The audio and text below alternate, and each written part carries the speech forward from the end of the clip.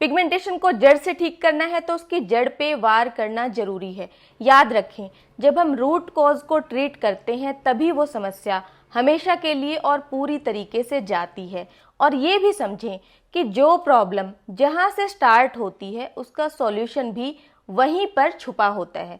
अगर आप मेरी वीडियोस देखते हैं या फिर आपने कभी भी कमेंट करके पूछा है कि मैम मुझे पिगमेंटेशन या झाइयों की शिकायत है, कोई सॉल्यूशन बताएं, तो मेरा हमेशा ही कहना होता है कि कारणों को अवॉइड करो, कारण पहचाने और उन्हें अवॉइड करें, तभी आपकी समस्या पूरी तरीके से जाएगी।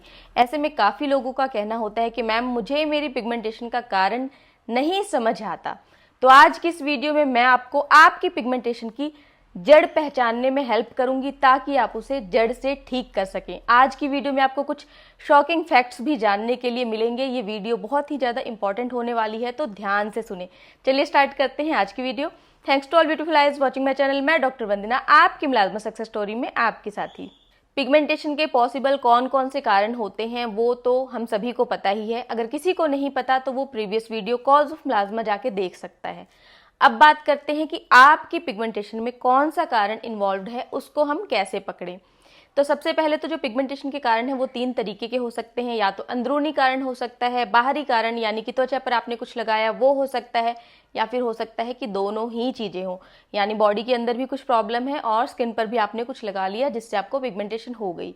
अब ज़्यादातर लोगों में एक से ज़्यादा कारण होते हैं, यानी ऐसा नहीं होता कि सिर्फ एक कारण से पिगमेंटेशन हुई। ज़्यादातर लोगों में 2 या फिर मल्टीपल कारण होते हैं। और कई बार ऐसा होता है कि जब आपको पिगमेंटेशन स्टार्ट हुई उस टाइम पे कारण अलग था, लेकिन बाद में जाकर कुछ और कारण भी उसमें जुड़ गए। चलिए अब बात करते हैं जो पिगमेंटेशन का सबसे कॉमन कारण है बहुत सारे लोगों को, यहाँ तक कि मुझे भी पोस्ट इन्फ्लामेटरी पिगमेंटेशन हुई।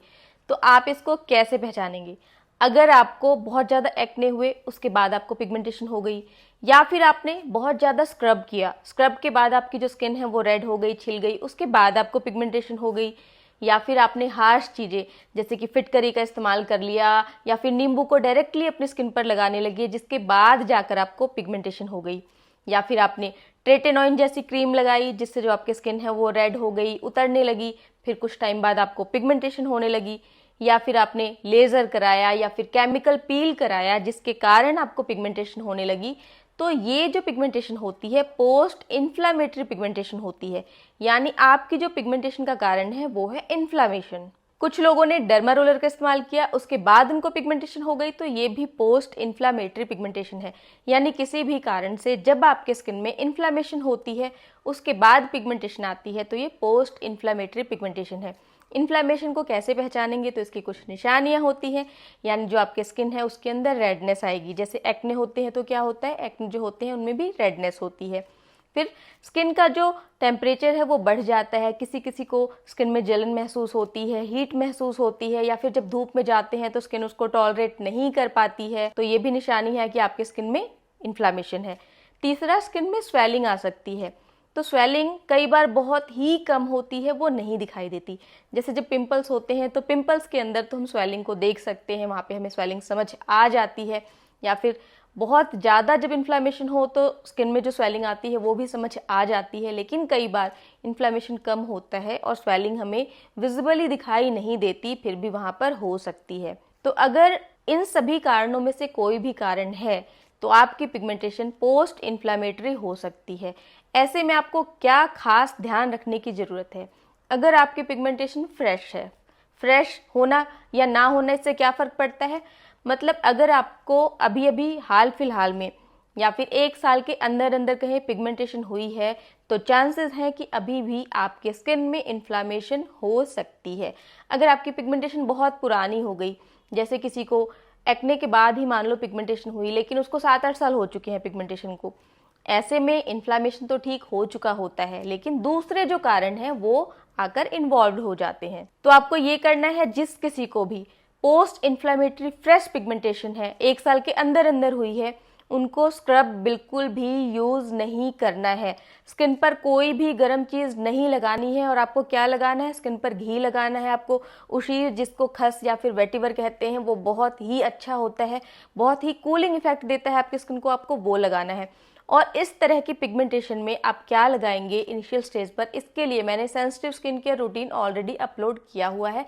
इस वीडियो के अंदर आप AM to PM routine check कर सकते हैं। अब जब ऐसे ही लोगों में ये पिगमेंटेशन काफ़ी पुरानी हो चुकी है, कई साल बीत चुके हैं और स्किन के अंदर अब इन्फ्लेमेशन की कोई भी निशानी नहीं है, हीट नहीं है, धूप में जाते हैं तो प्रॉब्लम नहीं होती है, गर्म जगह जाते हैं तो स्किन जलती नहीं है, स्वेलिंग नहीं है, इन्फ्लेमेशन की कोई निशानी नहीं है, फिर अब आप अपनी स्किन को ये समझ के कि इन्फ्लेमेशन तो ठीक हो चुका है, अब या तो पिगमेंटेशन जो है वो स्टक हो गई है, यानी नई नहीं बन रही लेकिन पुरानी वाली फंसी हुई है, उसकी तरीके से ट्रीट करेंगे, या फिर अब हम दूसरे कारणों की तरफ ध्यान देंगे, क्योंकि अक्सर एक से ज़्यादा कारण इन्वॉल्व होते हैं। साथ ही डाइट का भी मैं आगे बताऊंगी, जो कि सबके लिए ही जरूरी है कि किस तरीके से ध्यान देना है। दूसरा मोस्ट इंपॉर्टेंट कॉज है स्टेरॉइड यूज। इसको कैसे भूल सकते हैं, जाने कितने ही लोगों की स्किन स्टेरॉइड यूज करने से बर्बाद हो चुकी है। अगर आप अभी भी स्टेरॉइड लगा रहे हैं ना, तो ध्यान से सुने स्टेरॉइड से होता क्या है। आपको लगता है कि सिर्फ आपकी स्किन की जो ऊपरी परत है वो पतली हो जाती है, ऐसा नहीं है। स्टेरॉइड से होती है डर्मल एट्रोफी, यानी जो आपकी डर्मिस अंदर की जो लेयर है वो भी पतली हो जाती है, जिसके कारण जो आपकी स्किन है उस पर नसें दिखाई देने लगती हैं। काफ़ी लोग शिकायत करते हैं कि स्किन पे नसें दिख रही हैं, मतलब आपकी स्किन की ऊपरी लेयर तो पतली होती ही है, अंदर की लेयर भी पतली हो जाती है। इसके अलावा जो आपका कोलेजन है वो डैमेज हो जाता है, जो नया कोलेजन बनना है उसकी जो स्पीड है वो कम हो जाती है, सेल टर्नओवर स्लो डाउन हो जाता है। सेल टर्नओवर एक ऐसा प्रोसेस है जिसमें जो पुराने, डेड और डैमेज्ड सेल्स होते हैं वो नीचे की परतों से निकल कर ऊपर आते हैं और झड़ते हैं, तो ये प्रोसेस भी स्लो डाउन हो जाता है, जिसके कारण जो पूरा चेहरा है वो डल, काला, डार्क दिखाई देने लगता है। स्टेरॉइड यूज करने से आपका स्किन बैरियर खराब हो जाता है, स्किन में इन्फेक्शन के चांसेस बढ़ जाते हैं, जो स्किन की इम्यूनिटी है वो बिल्कुल ही कम हो जाती है, यानी आपकी जो स्किन है वो खुद को प्रोटेक्ट नहीं कर पा रही। इस कारण क्या होता है, किसी किसी को स्टेरॉइड छोड़ने के बाद एक्ने की प्रॉब्लम आ जाती है, और जब वो एक्ने ठीक होते हैं फिर पिगमेंटेशन आ जाती है।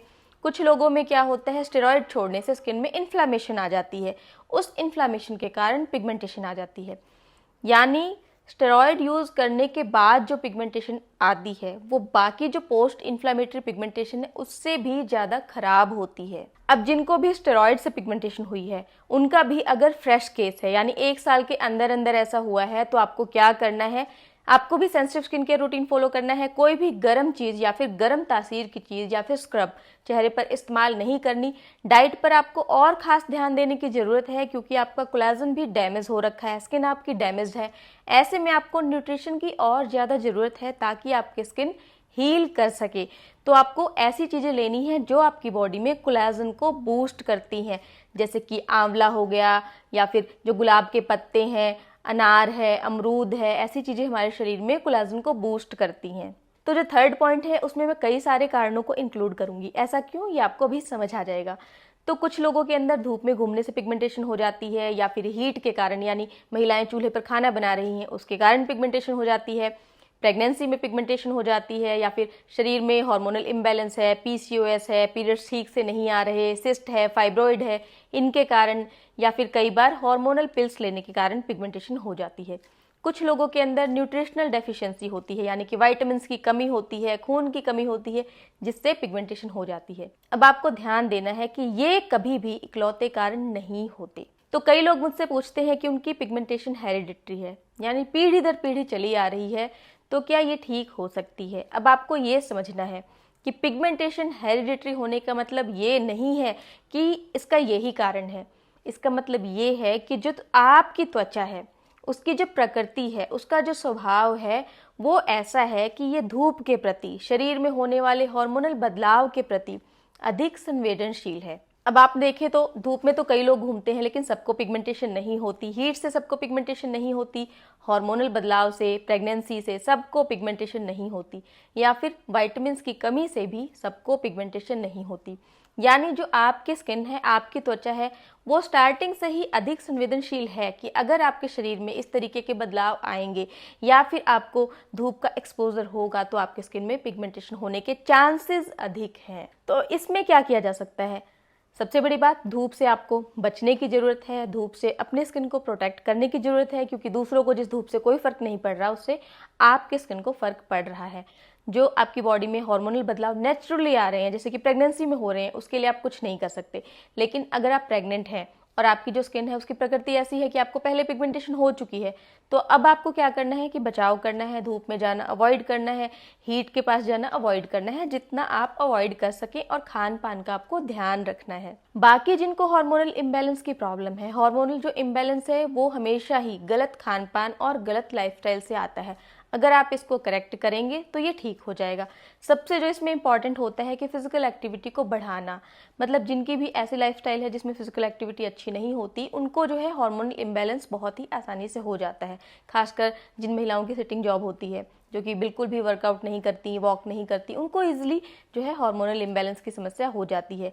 जो बाहर काम करने वाली महिलाएं होती हैं, इनमें खान पान भी ऐसा ही होता है, बाहर का खाना भी अक्सर खाते रहते हैं, तो इन्हीं सारे कारणों को अवॉइड करने से जो आपकी प्रॉब्लम है वो ठीक होने लगेगी। धूप के कारण भी स्किन के अंदर इन्फ्लामेशन हो जाती है, तो ऐसे में आपके स्किन को कितना डैमेज हुआ है, कितना सनबर्न है, कितना इन्फ्लामेशन है, उसके अकॉर्डिंग ही आप डिसाइड करेंगे खुद से कि आपको सेंसिटिव स्किन केयर रूटीन कितने टाइम के लिए फॉलो करना है। अब जो फोर्थ पॉइंट बता रही हूँ वो बहुत ही ज़्यादा इंपॉर्टेंट है और मोस्टली सब में इन्वॉल्व होता है, खासकर जिनकी भी नोज पर पिगमेंटेशन होती है उनके अंदर ये कॉज बहुत ही ज़्यादा कॉमन मैंने देखा है। वो है गट इशू, यानी पेट की कोई ना कोई गड़बड़, जिसमें कि कुछ पेशेंट्स के अंदर मुझे IBS की प्रॉब्लम भी मिली। हैरानी की बात यह है कि उनको पता ही नहीं है कि उनको कोई गट का इशू भी है। मतलब ऐसा है कि अगर आप खाना खा रहे हैं, खाना खाने के बाद आप बार बार लैट्रिन जा रहे हैं, दिन में कई बार लैट्रिन जा रहे हैं, तो ये गट का इशू होता है। आपको इसे पहचानने की ज़रूरत है, क्योंकि अगर आप खाते ही लैट्रिन में चले जाएंगे तो फिर जो आपने खाया उससे न्यूट्रिशन कैसे अब्जॉर्ब होगा। दूसरा है क्रॉनिक कॉन्स्टिपेशन। काफ़ी लोग हैं जिनको लंबे समय से कॉन्स्टिपेशन की शिकायत रहती है और उसको वो किसी तरीके से कंट्रोल कर लेते हैं। मतलब वो ठीक नहीं है, वो सिर्फ कंट्रोल्ड है, यानी सुबह सुबह खूब सारा पानी पी रहे हैं, खूब सारा चल रहे हैं, काफ़ी देर बैठ रहे हैं, तब जाके वो फ्रेश हो रहे हैं। और ये इतने सालों से चल रहा है कि इस बात को वो नॉर्मल समझने लगते हैं। यानी अगर उनसे जब मैं पूछती हूँ कि कॉन्स्टिपेशन है तो वो मना कर देते हैं, नहीं कॉन्स्टिपेशन तो नहीं है। डिटेल में पूछने पर पता चलता है कि कॉन्स्टिपेशन है, बट उसको कंट्रोल किया गया है। इसके अलावा क्रॉनिक एसिडिटी, यानी काफ़ी लोगों को लंबे टाइम से एसिडिटी की समस्या रहती है, उसको भी वो इग्नोर करते रहते हैं। एसिडिटी हुई तो इनो पी लिया, ये कोई सॉल्यूशन नहीं है, क्योंकि जब आपको गट में लंबे समय से इशू रहते हैं तो क्या होता है, आपके गट से न्यूट्रिशन का जो अब्जॉर्प्शन है उस पर असर पड़ता है, यानी न्यूट्रिशन प्रॉपर तरीके से अब्जॉर्ब नहीं होता। फिर आप ऐसे में क्या करते हैं, आप लेते हैं सप्लीमेंट्स। सप्लीमेंट्स लेने से क्या होता है, कुछ टाइम बाद जो आपकी ब्लड रिपोर्ट है वो तो नॉर्मल आ जाती है, यानी उसके अंदर तो विटामिन की कमी नहीं है, फिर भी आपके स्किन पर तो उसका कुछ भी असर ही नहीं दिख रहा। तो अगर आपको विटामिन्स की कमी के कारण पिगमेंटेशन हुई थी तो आपने विटामिन्स ले लिया, तो ये क्यों नहीं ठीक हुआ? हैरानी की बात है ना। आपको इससे भी ज़्यादा ये जानकर हैरानी होगी कि ऐसा भी हो सकता है, बिल्कुल पॉसिबल है कि आपकी ब्लड रिपोर्ट के अंदर, यानी आपके खून के अंदर तो उन विटामिन्स की जो मात्रा है वो बिल्कुल सही है, लेकिन खून से वो विटामिन्स आपके ऑर्गन्स में, आपके अंगों के अंदर, यहाँ तक कि आपके स्किन में भी पहुँच ही नहीं रहे, वहाँ पर उनका इस्तेमाल ही नहीं हो पा रहा। अच्छा, मान लो आपके शरीर के अंदर विटामिन्स की पूर्ति होने लगी, तो ऐसे में क्या होगा? जब हमारे शरीर में विटामिन्स की मात्रा सही होने लगती है तो हमारा शरीर देखता है कि उसकी प्रायोरिटी क्या है। क्या है प्रायोरिटी? दिल, दिमाग, लीवर, इनको सबसे ज़्यादा ज़रूरत होती है, ये ज़रूरी है हमारा शरीर चलाने के लिए, तो सबसे पहले इनके पास सप्लाई जाती है। स्किन का, बालों का, नाखून का नंबर तो लास्ट में आता है। यही कारण है कि अगर आपकी बॉडी के अंदर विटामिन सही भी होने लग गए हैं, तब भी त्वचा पे उसका असर जो है वो बहुत ही बाद में जाकर दिखाई देगा। तो अब ऐसे में आप क्या कर सकते हैं? ये तो बड़ी समस्या हो गई कि आप विटामिन्स भी ले रहे हैं, फिर भी वो यूटिलाइज ही नहीं हो पा रहे, स्किन पे उसका असर ही नहीं दिख रहा। आपको अपना गट हेल्थ ठीक करना पड़ेगा। अगर आप अपना गट हेल्थ इंप्रूव करते हैं, इंसुलिन सेंसिटिविटी को बढ़ाते हैं। इंसुलिन सेंसिटिविटी कैसे बढ़ेगी? फिजिकल एक्टिविटी बढ़ाकर।